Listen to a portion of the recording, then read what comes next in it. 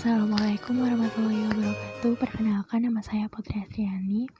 Pada video kali ini saya akan menjelaskan peran pemuda pada masa Orde Baru dan Reformasi.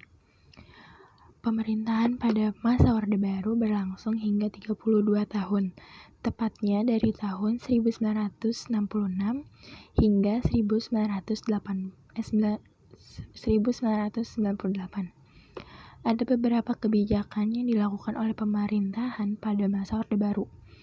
Meski ada sebagian yang baik untuk keberlangsungan bangsa Indonesia, ada juga kebijakan yang dianggap tidak memihak pada rakyat. Ada faktor pemicu protes pada pemerintahan Orde Baru yang berlatar belakang pada saat kritis ekonomi sejak tahun 1997 dan keputusan MPR untuk kembali mengangkat Soeharto sebagai presiden pada Maret 1998 mendapat tantangan dari mahasiswa dan sebagian besar masyarakat. Ada juga beberapa faktor yang membuat masyarakat menentang diangkat kembalinya Soeharto sebagai presiden. Yang pertama itu ada krisis politik.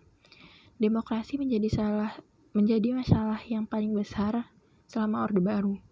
Presiden Soeharto dinilai terlalu otoriter dan tidak mau dikritik. Yang kedua ada krisis ekonomi. Pada saat itu nilai rupiah terhadap dolar Amerika Serikat kian melemah pada masa Orde Baru. Dampaknya kepada pertumbuhan ekonomi di Indonesia yang menjadi 0% dan berakibat pada iklim bisnis yang lesu dan banyak perusahaan yang bangkrut pada masa itu.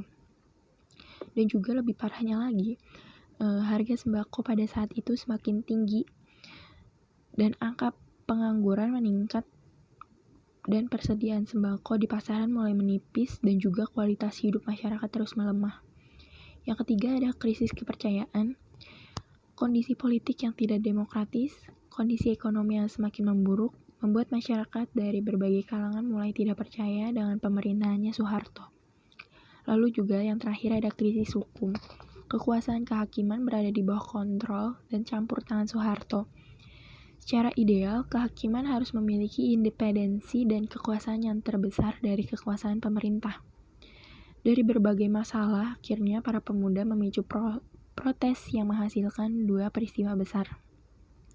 Peristiwa pertama itu ada peristiwa Trisakti pada Mei 1998. Peristiwa Trisakti ini dimulai pada tanggal 12 Mei 1998 terjadi demonstrasi besar-besaran di depan Universitas Trisakti, Jakarta. Peristiwa ini memakan 6 korban dari kalangan mahasiswa akibat tembakan aparat keamanan.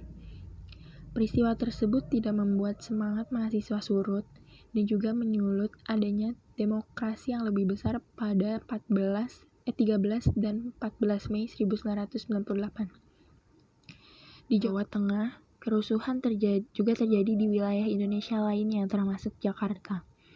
Aksi tersebut diperparah dengan penjarahan di berbagai belahan Jakarta. Puncaknya itu pada tanggal 18 Mei 1998.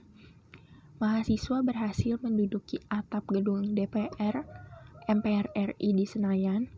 Di hari yang sama, kedudukan MPR dan DPR Republik Indonesia, yaitu Harmoko, menyarankan presiden untuk mengundurkan diri. Mahasiswa pun menuntut dilakukannya sidang istimewa. Meskipun begitu, Presiden Soeharto masih belum mau mundur dari jabatannya. Berbagai usaha mahasiswa pada saat itu akhirnya membuahkan hasil. Pada 19 Mei 1998, beberapa menteri kabinet Soeharto memutuskan untuk mundur dari jabatannya. Kondisi juga semakin tidak terkendali, akhirnya memaksa Soeharto untuk meletakkan jabatan di depan Mahkamah Agung pada tanggal 21 Mei 1998 pada pukul 10 pagi. Pada saat yang sama, Soeharto kemudian menunjuk wakilnya B.J. Habibie untuk menggantikan posisinya. Lalu yang kedua ada peristiwa Semanggi 1 dan 2 pada November 1998. Mahasiswa bergolak kembali karena tidak mengakui pemerintahnya B.J. Habibie dan juga tidak percaya dengan anggota DPR MPR ketika itu. Mereka juga mendesak untuk menyingkirkan militer dari politik serta menuntut pembersihan pemerintahan dari orang-orang Orde Baru. Tragedi Semanggi ini menunjuk kepada dua kejadian protes masyarakat terhadap pelaksanaan dan agenda sidang istimewa yang mengakibatkan tewasnya warga sipil. Kejadian pertama dikenal dengan tragedi Semanggi I yang terjadi pada 11 sampai 13 November 1998 yang menyebabkan tewasnya 17 warga sipil. Dan kejadian kedua dikenal dengan tragedi Semanggi II terjadi pada 24 September 1999 yang menyebabkan tewasnya seseorang mahasiswa dan 11 orang lainnya di seluruh Jakarta serta menyebabkan 271 korban luka-luka. Dari kedua tragedi yang sudah kita ketahui bahwa membuktikan perjuangan pemuda tidak bisa dibendung dan tidak bisa dikendalikan.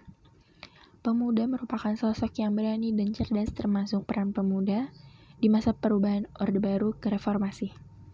Sekian dari presentasi saya, kurang lebihnya mohon maaf. Wassalamualaikum warahmatullahi wabarakatuh.